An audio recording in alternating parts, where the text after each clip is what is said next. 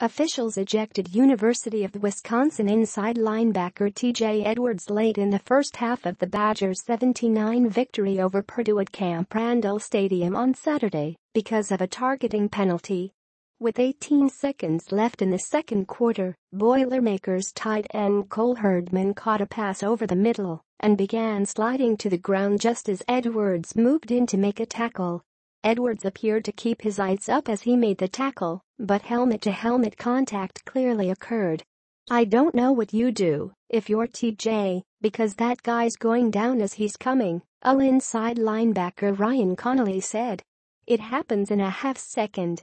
Obviously, TJ's intent is not to go helmet-to-helmet to try to tackle guys. So, it's a little frustrating." Edwards entered the game as the second leading tackler and had recorded 4 Saturday with 1 for a loss before being ejected. The Badgers are fortunate that Edwards' penalty came in the first half. Otherwise, he'd be forced to miss the first half of next week's game against Maryland. Coach Paul Chryst said he thought Edwards' targeting penalty was a good football play, but didn't fault officials for throwing a flag. "I thought from my vantage point it looked like a good football play, and yet I understand why he threw the flag," Chryst said. "Everyone that's coached wants it to be as safe as we can, and I think that those are really hard moments. I think that's part of the game now." Herdman plays in second half again.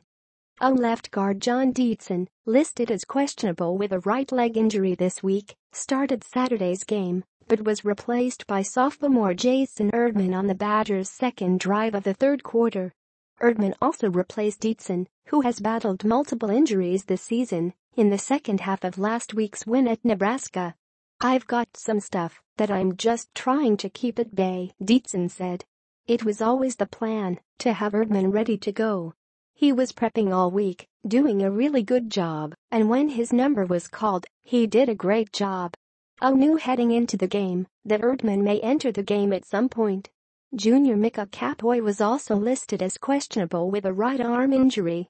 He dressed but did not play. Dietzen's health and the outlook of the Badgers' left guard spot still remain somewhat of a mystery moving forward. "We'll see how Dietzen is feeling with this," Chryst said.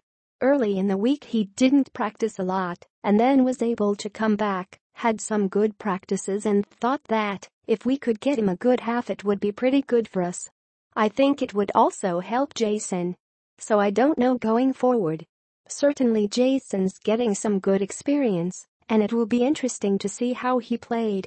I couldn't tell you right now, but we'll just kind of see how he's feeling and continue to develop and work everyone."